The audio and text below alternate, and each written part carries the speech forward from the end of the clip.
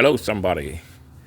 Greetings and welcome to the year 2026.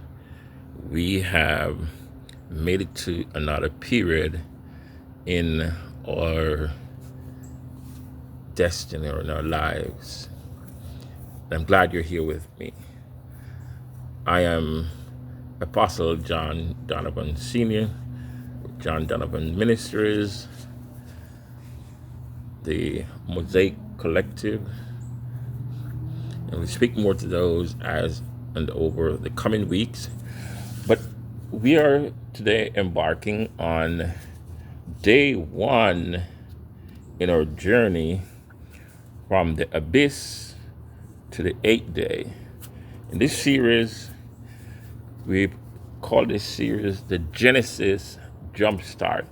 If you remember last year, at the close of the year, we spoke of from consciousness beyond Egypt, and we looked at the last book of Genesis, and we spoke about a coffin in Egypt.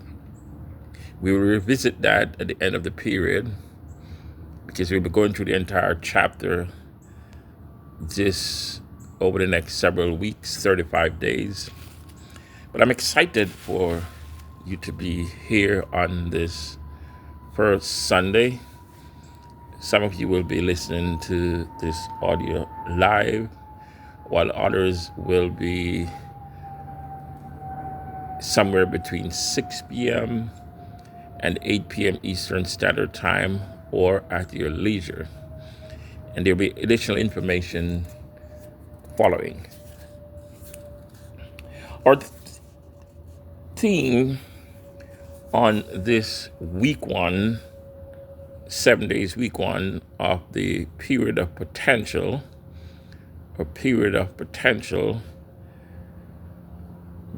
theme surround the divine departure from the abyss to Ararat.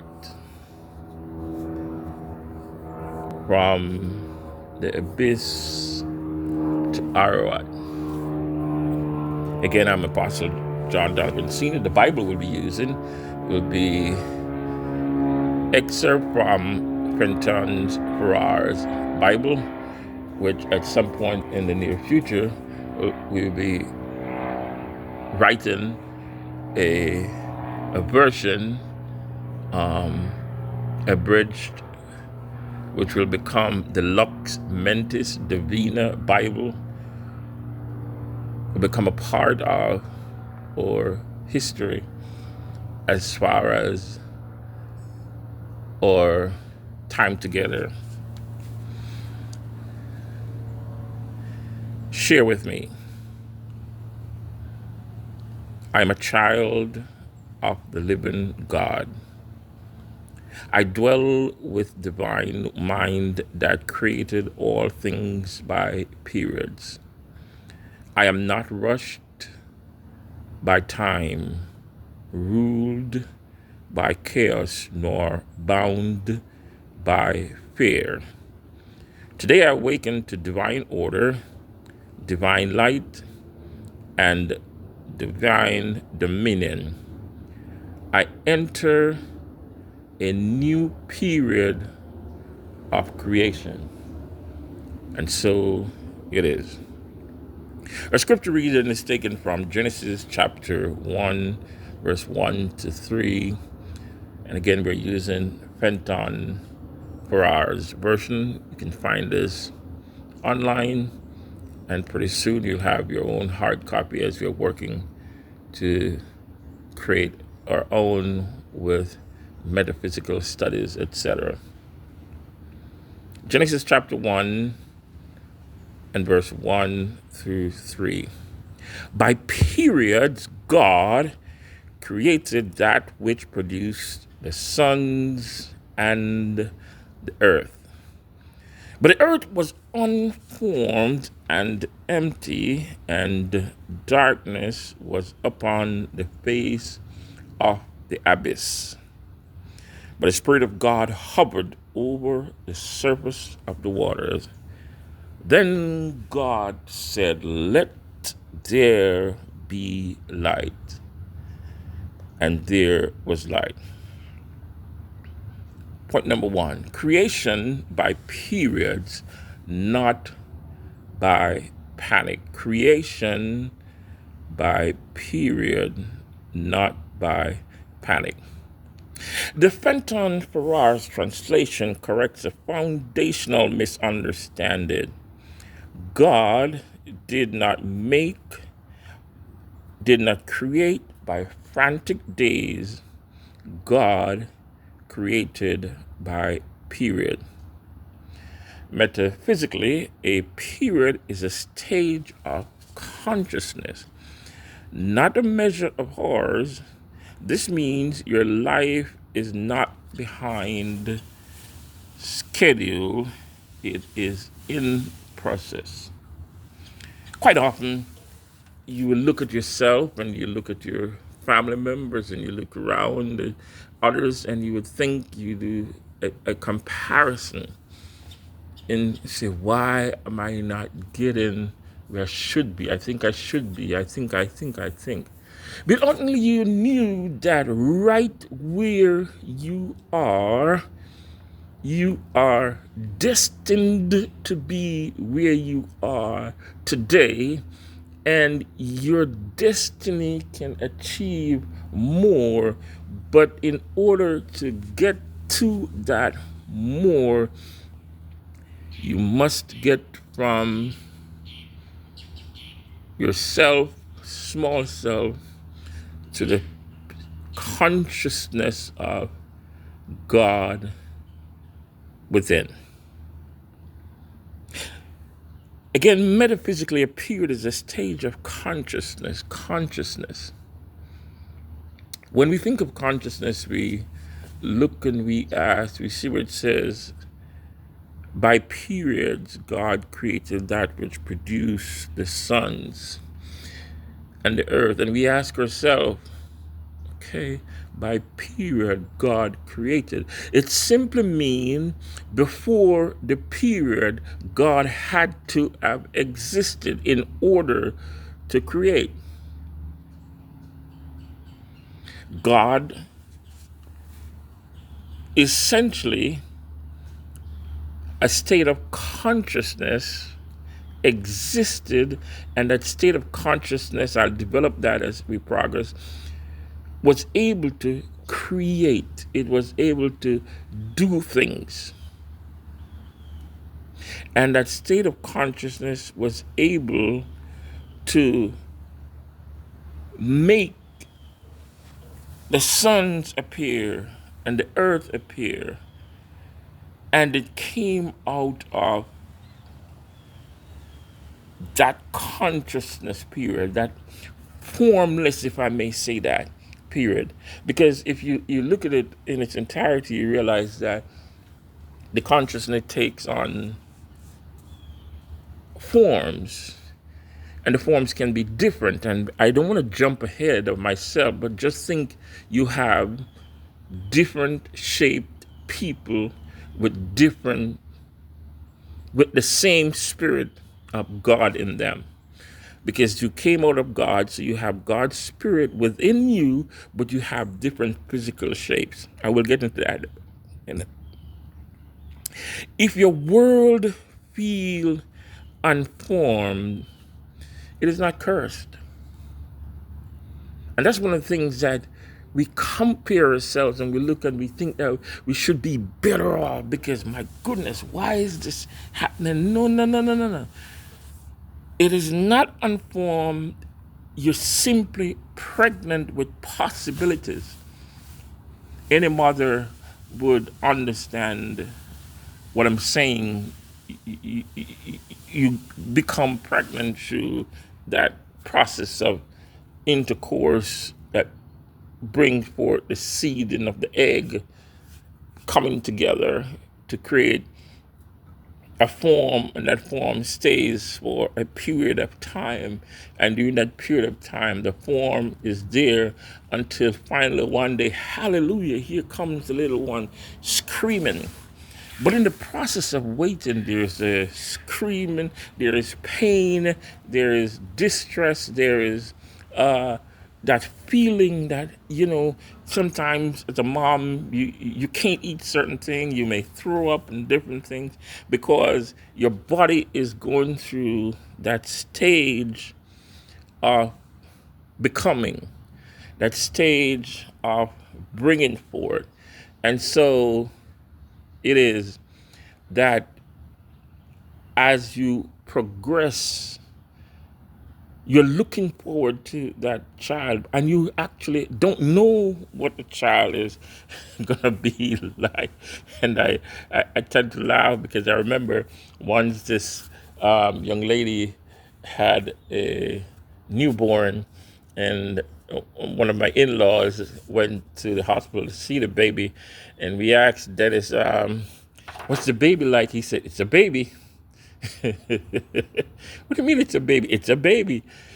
Because you don't hurt somebody's feeling when you ask, what is the baby like, etc. And so it is when you're going through your process of becoming. There are times when you feel that you are stuck. And it brings us to point number, well, let's stay with the pregnancy before we get to point number 2. Think of the abyss, when the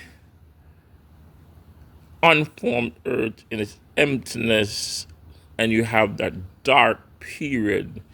Think about the dark periods in your life that you have experienced, and we're going to move past them during this coming 4 weeks, 35 days. Darkness was upon the face of the abyss. Darkness seems to be upon your life. But the Spirit of God hovered over the surface of the waters. I want to let you know today, the abyss is not evil. It is unexpressed potential. Unexpressed potential. Unexpressed potential. I used the illustration in one of my talks recently about having electricity in your home and cooking on wood fire, and somebody comes and says, hey, why are you using the wood fire? I turned the stove on, but nothing happened. You got to plug it in. You have to, the stove has the potential to do what you want to do, but you have to plug it in. In the same way, there's potential within you, but you have to get plugged into the right source in order for that potential to become realized. And hopefully, over the next several weeks, you'll be able to express that potential where that potential becomes realized. And the Spirit of God does not abandon the abyss. It does not abandon you when you're in your darkness. We talked about it also before. A preacher said it. Wherever you go, God is omnipresent. When you get ready to get there, you leave him over here and you get to the other point and he's already there. And when you are about to leave from over there to go somewhere else, he has already gone there and is waiting for you. You can't go anywhere that God doesn't exist because of his omnipresence. And it is in that omnipresent environment where all this creation happened. All that existed was in that Spirit of God conscious state. That's what he had at that time. Hovering over the abyss, there was God. Point number 2, the first period, the potential awakened. Let there be light. Potential awakened. Let there be light.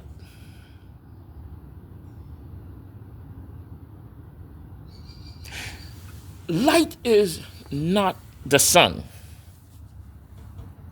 Light is not the sun. Light is understanding.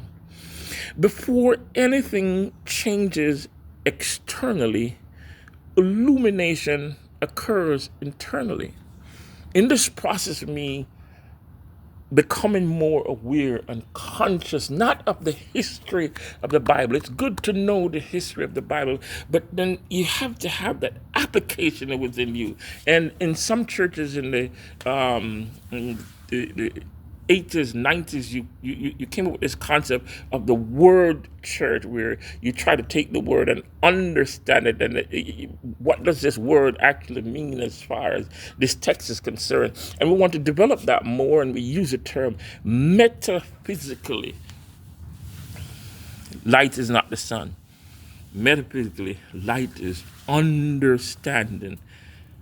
Before anything changes externally, illumination must occur. Before you get to your degree, your understanding must happen, the illumination, the knowledge, that light. We say sometimes, oh, the light bulb just went off, it clicked. You get something, you ever been trying to figure something out, and then all of a sudden, then boom, oh my goodness, it was there all the time. And that's the whole idea. One of our series that we're coming up, he was there all the time. You're searching for God. You're searching for goodness. But that goodness and mercy already existed, because it existed internally. This is why your first work in 26 is not fixing circumstances. It is commanding clarity. When the divine mind speaks within you, confusion loses authority. I think it's in the book of Isaiah. The prophet said, "Ask ye of things concerning my name. Command ye me. Do not be timid." Sometimes, we go to God and we ask, but then in our asking, we can't be asking like in a weak state, but we have to ask in a manifested state. Sometimes we get in Jamaica, we say, "Beggy, beggy, God, I want this. God, I want. Can I? No. It's already yours. God, thank you for my home. You have not seen the home and say, "Thank you for my car. Thank you for my family. Thank you for my blessing. Thank you for healing my family. Thank you for taking care of my children." You speak as if it's already done, because as the word said, "Before I formed thee in the belly, I already knew thee." Before the thing came forth physically, while darkness was upon the face of the abyss, the sun, the light, God hovered. And so God is with you even in your darkest moment. You could be in a prison cell right now. I have no concern as to where you are. In your dark, can you imagine? He said, "Let," and it was so. It became so. That's it.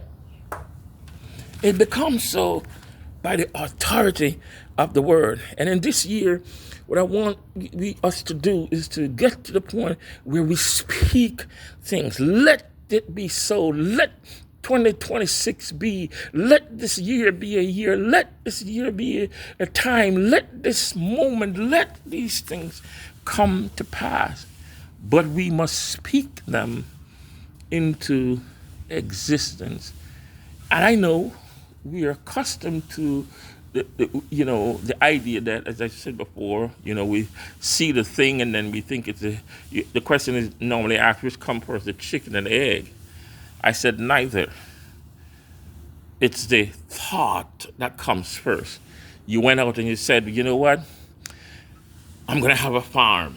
You have not seen one egg as yet, not one chicken as yet, but he said, "I am going to have a farm." And on that farm, he had some hen. He ho, with a chick here and a chick there, whatever the song says. Old MacDonald had that farm. He ho. You speak the thing into existence first. You continuously speak and continuously speak until you start believing it. And then all of a sudden, it becomes manifested because while you're speaking it, there's somebody else around the world that's speaking and saying, you know what?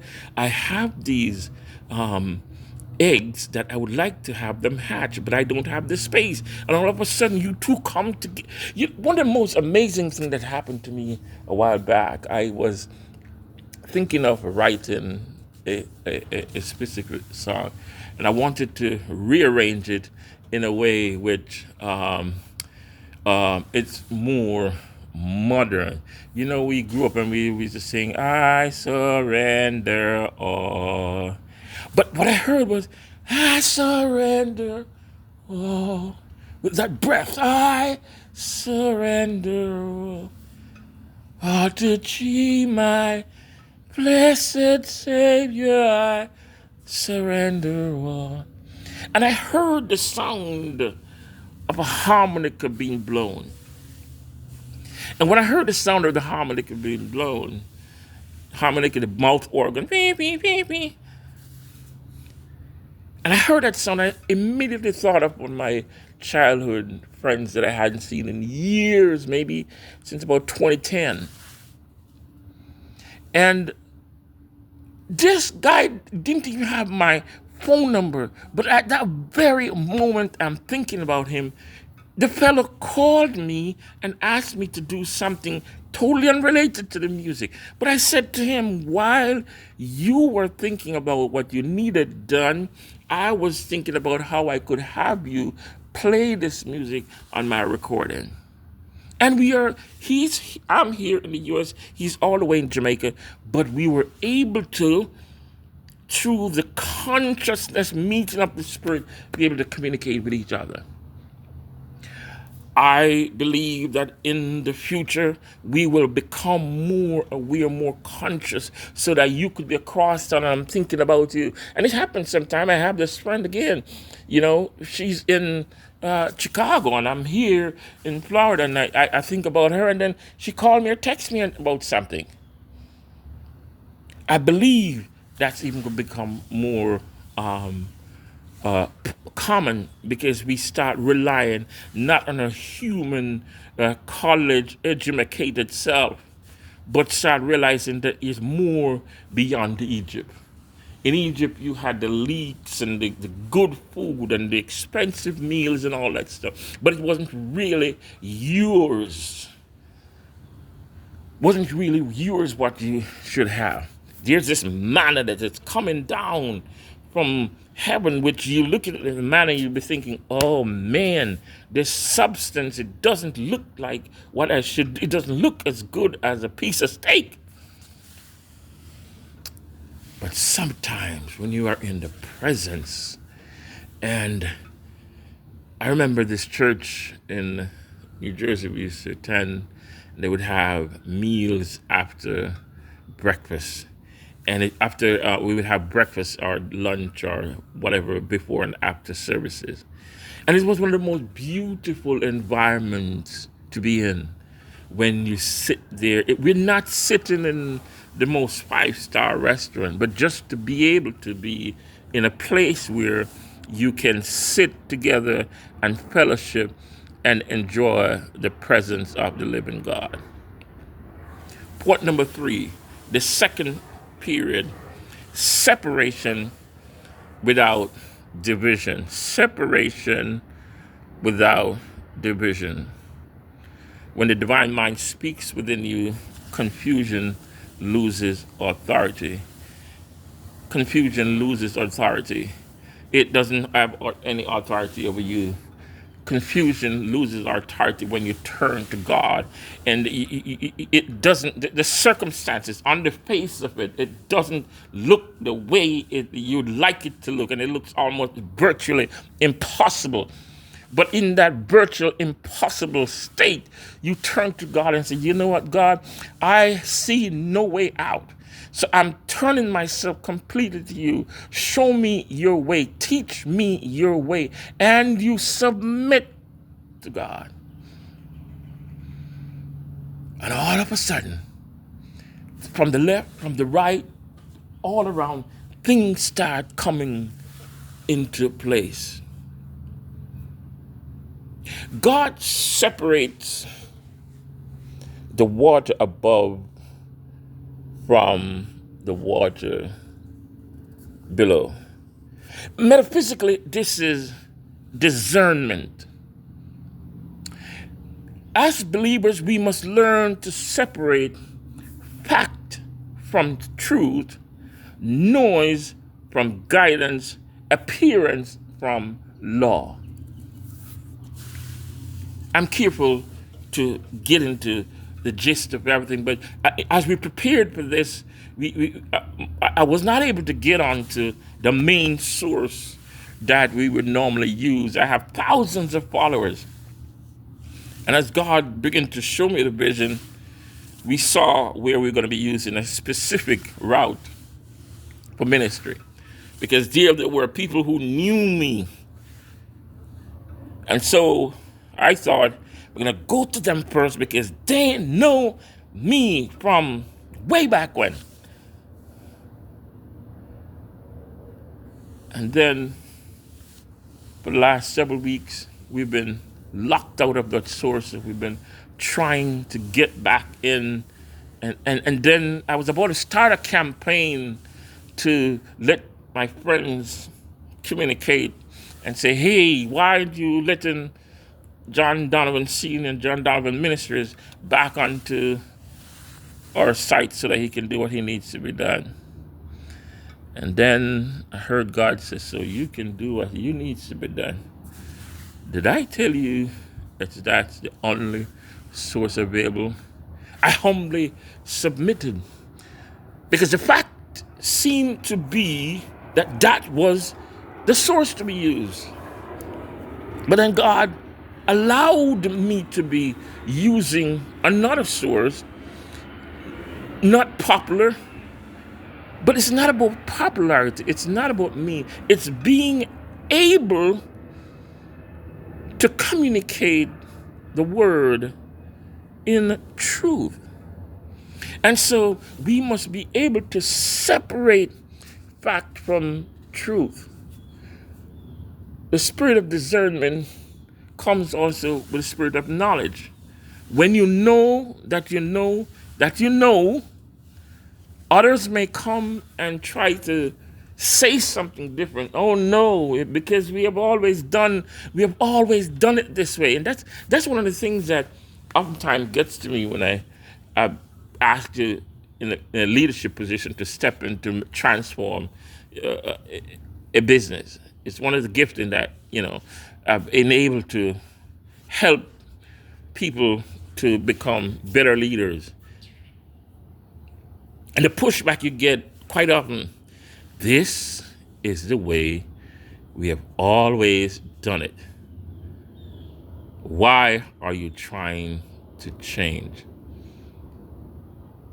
One of the quickest answer that I've always asked, quickest answer that I've always asked is, how is that working for you? How is your unbelief and your that's prosperity thinking, or that's you're trying to show off, or all the expressions that come sometime when you're trying to do what is right. You think you're better than I am. No, I'm just trying to find my way home. That's it. I am just trying to find my way home. And in trying to find my way home, we communicate and we speak not out of ourselves, but looking at the thing and saying, is this really it? A question we can ask ourselves. I think it's in the book of Timothy. The apostle says, study to show yourself approved, not unto man, but unto God, rightly dividing truth, the word of truth. In the beginning was the word of truth. The word was with God, the word of truth. And without him was nothing made that was made. We'll develop that as we go on, because we want to stay in context. Not everything that feels urgent is spiritual, and not everything that seems real is eternal. You know, as a young person, you meet this girl, and oh my goodness, I hope she may not be listening to this one, but when I was a kid, one of my teachers had this daughter, and I was all up into liking this little young lady. And the teacher always says, oh, John is going to one day grow up to marry my daughter. But we slipped away, and I went there, she went there, and life went on. And so it is quite often in our first relationships, in our first jobs, in our first promotion, or first cars, whatever those first are. It seems like this is it. You may be going to Church of the Firstborn, fire baptized, water filled with the Holy Spirit. But you have no growth, no substance. But because mama went there and papa went there, you have no desire to learn, to move on. But in this year, no one is saying leave your church, leave anywhere. This is not the whole goal of what we do in our ministry. Our ministry is simply a tool to communicate what thus said the Lord, discerning the times, looking at the times in context and in relation to the spiritual truth, and examining the word from a metaphysical standpoint. What does it mean? Why did we have to have the book of Exodus? Or why was the story of Moses placed in the book? And why wasn't this not eliminated, etc.? Or why was... And when you start understanding, and then you even look at some of the books that are not in the book, and you say, well, there's only 66 books, and if you add to the word, then you are committing, if I may use a word, we won't say a felony, but you are going against the Spirit. We say that. But then if you understand how some context came to be added, you start thinking for yourself. Slaves, obey your master. What does that mean? Or, I have a little sister and she has no breast. What shall I do in the day when she's spoken for? Those are in the book. But we don't study the word as we used to. There was a time when we would spend time studying the word, but we're at a point now where we spend more time having worship service rather than what we call Bible study, when we spend time dissecting and trying to understand. But the truth of the matter is, just like we look at the Bible historically, there is a time, a period that you as an individual go through in your existence here on this physical earth. And as you're here and going through the process, it is important you don't stop until you get to your 8th day. Point number 4. The third period, stability emerges. Let dry land appear. Dry land represents mental stability, something to stand on. Before fruitfulness, there must be grounding. Before manifestation, there must be order. Some of you today are standing on the ground that just appeared. Let dry land appear. Oh my goodness. Sometimes you don't even, you want, how did I get this job? How did I, why did he or she marry me? Uh, uh, um, how did I get to be living in this zip code? Because your dry land has appeared. That stability, mental stability, that firmness when you know that you know that you know, and you can stand. And the amazing thing that happens when that happens is that then fruitfulness begins to happen. Before fruitfulness, there must be grounding.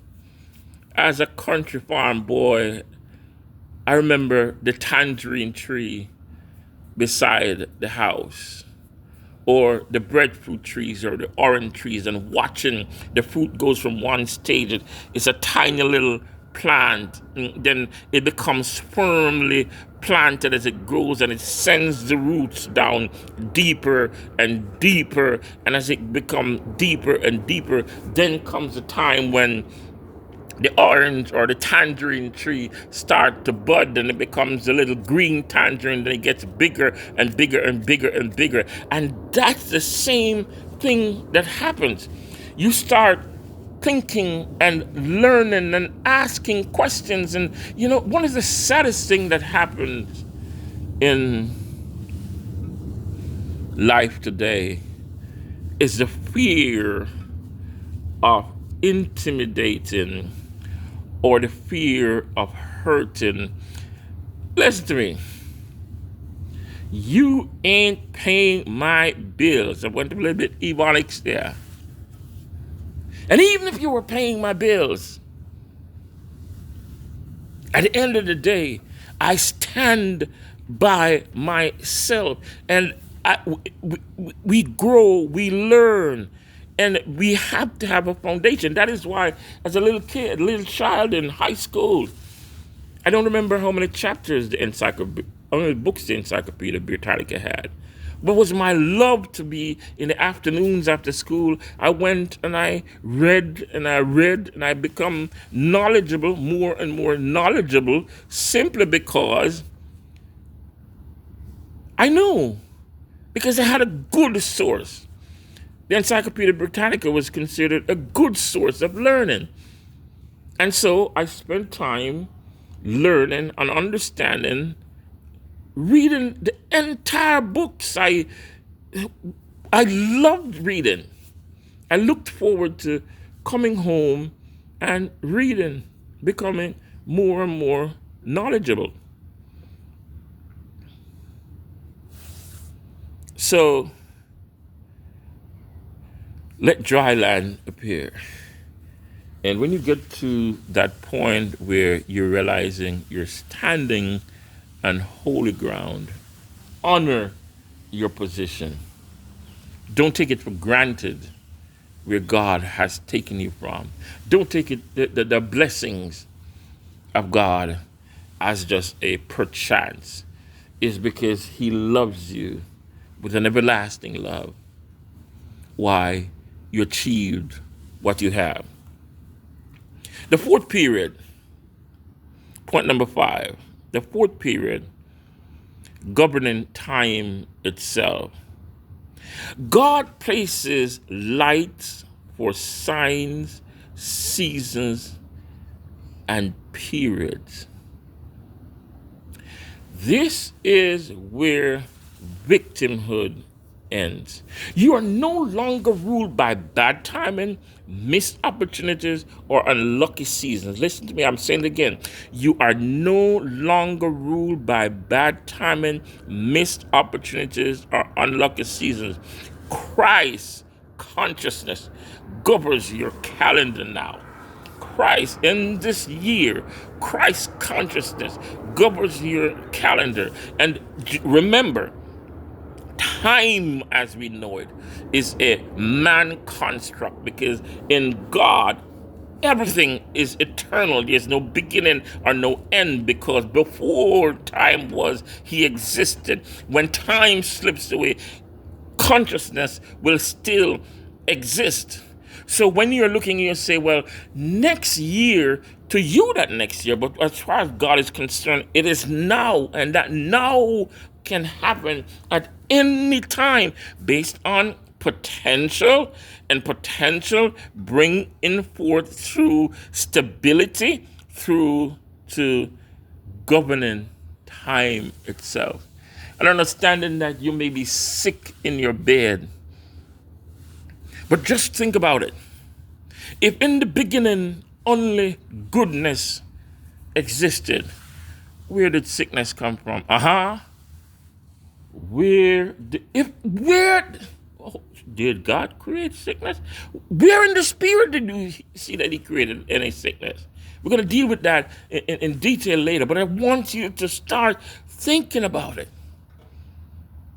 And while you're thinking, stop claiming, oh, my headache, my arthritis, my whatever, cancer. No, it's not yours. Call it by some other name. Bunkus. Make up a name. What's wrong with you? Talking with someone, the person says, I'm under the weather. Really? You are under the weather. Okay. And then you're talking with that same person, and as far as they're concerned, oh, I look forward to when the river is rough because I can go whitewater rafting. But the other person, oh man, I'm so cold, I can't get in the water. Why? It's the same water, but each individual is experiences it differently, simply because you're either dealing with your God-given self, God-given, I said it, or your potential, which is the spiritual self. And we're going to deal with both of those as we go on. I just want you to start thinking. You were given that God-given self. You're created with that self. But over and above that, there's the Spirit of God, that nephesh, that is breathed into you. And we're going to get into that more detail. But for now, we're looking at it from the point of these periods of creation, these periods that you go through. There's not such thing as bad timing. There's no such thing as missed opportunities. Everything that happens for a reason. You're not unlucky. You may have lost your home, repossessions, whatever, but I've learned to, as one song, how to live holy and to live right. But that's not my learning today. What I've learned is to understand when a door is closed, when it's not a bad thing when a door is closed. It's not a bad thing when transition happens. We spoke in at the beginning of the year with Joseph there. It's not a bad thing. Transitions happens in order to take you from your potential to your actual place where you need to be, taking it from Egypt into Canaan, because Egypt is not where you're supposed to reside. Egypt is a place that you pass through in order to get to Canaan. And when you get to Canaan, you're not just saying, I have arrived, but instead you are there and you say, what can I do with all the giftings that I have? You say to yourself, I honor it. Point number 6.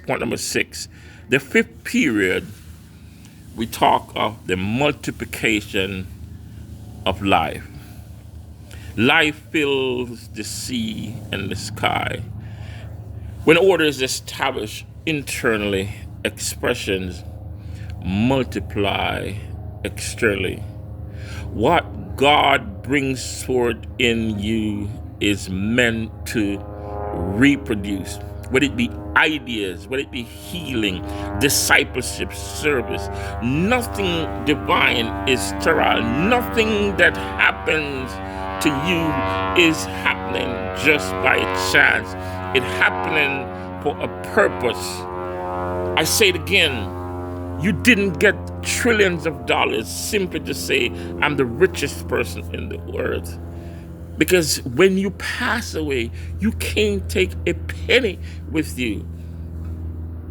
So the ideas and the skills and the giftings that you have were intended so you can reproduce. It doesn't matter when you say, hey, you know what, I've been in ministry for 30 something years and my wife and I formed this church. And how many ministers have been birthed from your ministry? You're a bishop. How many churches are you bishoning? Who, I went into Texas in 2015, and we saw there was a need for a church to be birthed. We birthed the church and left it where, of all the people, you would think my ex-wife is the pastor of the church. No, there was a time when our relationship was not the way that it is today, because, darkness was up on the face of the deep. But life came, and with life came understanding and discernment. And with that discernment, we understood the idea of reproduction. And I think of my son, how when we was much younger, I would take him to bookstores. I remember shortly before 9/11, we went to the towers, and I went to Borders because I was studying for my MCSE certification, my Microsoft System Certified Engineer certification. And the books were like $150 a piece. And you studying like for 4 different sections, MCP, and Microsoft Professional, and a couple others certifications. And so I didn't want to buy those books, because you just got to buy them, and afterwards you give them away. Because, once you've done the test, it's done. So I would often go to bookstores and buy these books, or sit in the coffee shops and read the books with Stephen. And now he's doing the same thing with his son. But the remarkable thing about 9/11 was, I told him, okay, here's what I'm going to do. I've got to get to the Carolinas, and, so I have to leave. I'll tell you something about Stephen. He was one of the nicest babysitters. Just didn't have a problem keeping him overnight during the whole day, because he gave no trouble. But that day in the middle of New York in World Trade Center, that little boy kicked up a rumpus. I want to go up to look through the telescope. I'm like, Stephen, it's going to take a long time. When I come back this weekend, we will do it. The next weekend, the towers were gone. I could look at it and say, oh, it's a missed opportunity. No. It's a part of the process. It's a part of the process. Don't keep looking back, because remember, when you're looking back at things that are in the past, there is nothing you can do to bring them back. So the most you can do is understand nothing divine is sterile. What God brings forth in you is designed to be reproduced, whether it be ideas, healing, discipleship, service, whatever it is, was designed to be reproduced. We come to point number 7, the 6th period, dominion restored.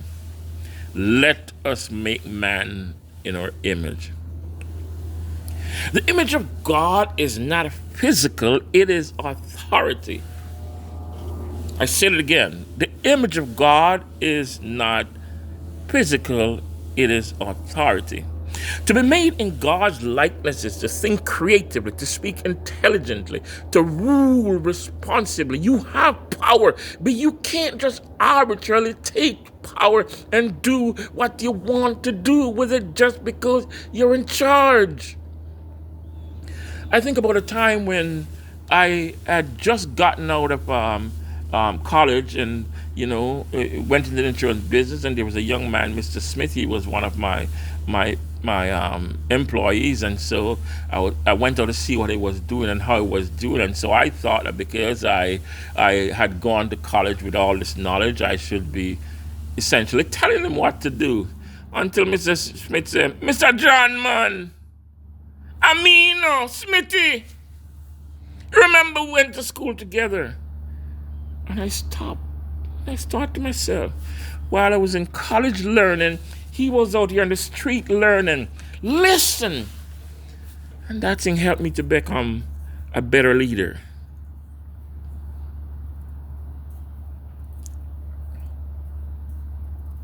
You were not created to survive creation.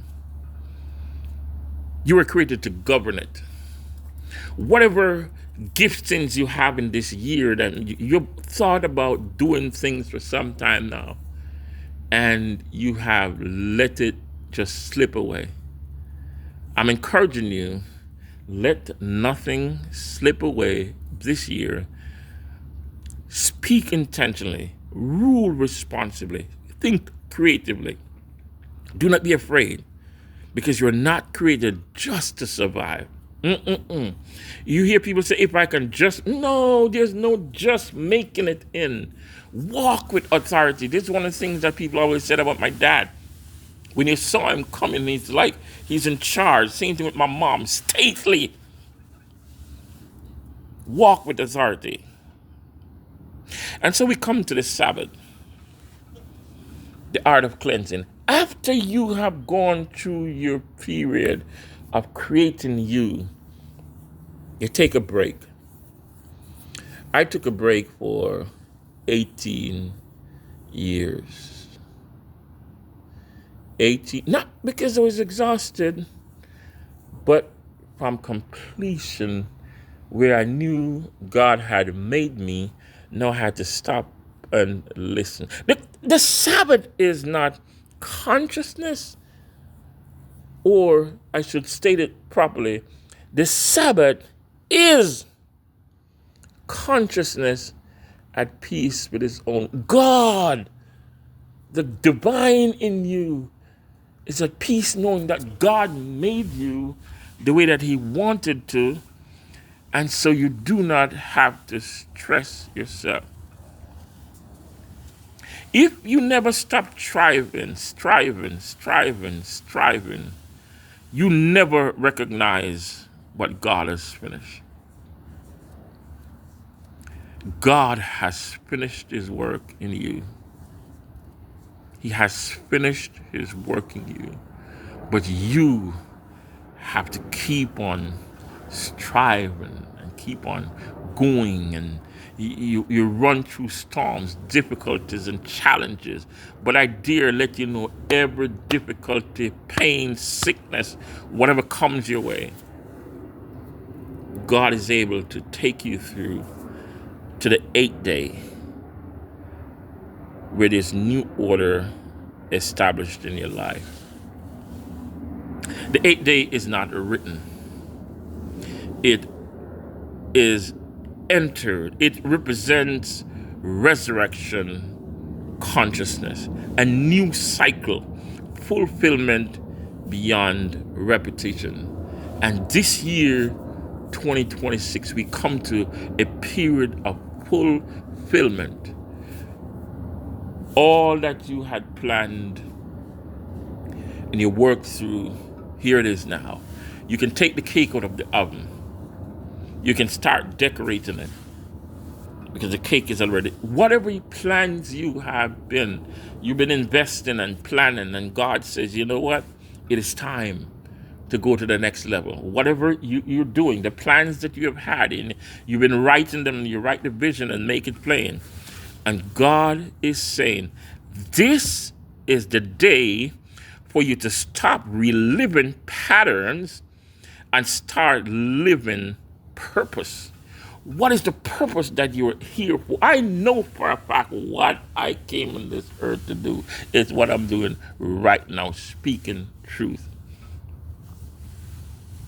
I wanted to be a doctor. But no, that's not true. That's what my dad wanted me to be. I wanted to be an attorney because I like speaking. But within me, God said, I gave you that voice to communicate truth. I made you go to school and take all of that knowledge in your head so you can discern the time, so you can speak my word and start living your life on purpose. And so, how all this can be applied to our life in the Genesis Jumpstart. This week, you're not rushing. Nope, no rush. You are aligning. Each day you will, 1, recognize the period, 2, speak the word, and 3, act from dominion. You recognize the period that is being dealt with on that particular day. You will speak words of life representing that period. And then you'll act from dominion, act from authority, because you've been given dominion. You're not fixing an old world. No. You are not fixing an old. That's what I wanted to tell you. This is the culmination of this talk. You're not fixing an old world. You're not restoring the things that you have lost. You are creating a new world, a new you. New. Everything that is coming forward in this season is new. And so we pray. Divine Mind, we thank you for the revelation that creation is not behind us, it is within us.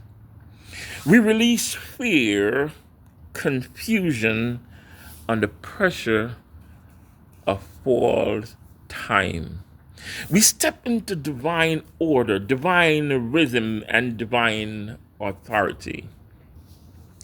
We leave this place conscious creators, bearing the light before suns, order before form, and dominion without violence. Go for it now, not as victims of the abyss, but as governors of a new period. And so it is. Amen. Amen.